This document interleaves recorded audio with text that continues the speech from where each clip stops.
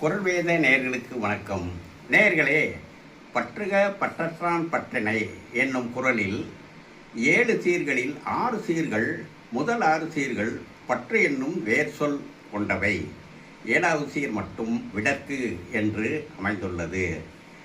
6 சீர்களை பற்று என்னும் வேர் சொல்லில் அமைத்த திருவள்ளுவருக்கு 7வது சீரையும் பற்று என்னும் சொல்லில் அமைக்க இயலும். ஆனால் அவர் அவ்வாறு செய்யவில்லை. ஏன்? காரணம் என்ன? அவ்வாறு செய்தால் பற்று என்னும் சொல்லில் திருவள்ளுவருக்கு பற்று வந்து விட்டதோ என்று நாம் சந்தேகப்படுவோம் என்று 7வது சீரை விடற்கு என்று அமைத்துள்ளார். சரி, பற்றுக்களை விட வேண்டும் என்று சொல்கின்றார். அதற்கு என்ன செய்ய வேண்டும்? பற்றுக்கொள்ள வேண்டும் என்று சொல்கின்றார். ஆசையை ஒழிப்பதற்கு ஆசையை ஒழிப்பதன் கண் ஆசை கொள்ள வேண்டும் என்பது போல பற்றுக்களை ஒழிப்பதற்கு பற்றுக்கொள்ள வேண்டும் என்கிறார். பற்றற்றான் பற்றினை பற்றுக என்று சொல்கின்றார். பற்றற்றான் இங்கே துறவியை குறைக்கும் சொல். துறவியே ஒரு காலத்தில் பற்றுக்களோடு வாழ்ந்து பிற்காலத்தில் பற்றுக்களை விட்டவன்.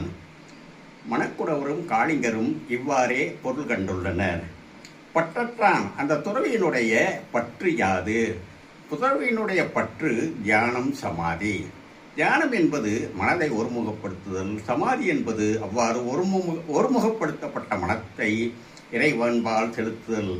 இவ்வாறு இறைவன்பால் செலுத்தும் போது நாம் எண்ணியவெல்லாம் நடக்கும். இதனை சித்தியாதல் என்று சொல்வார்கள்.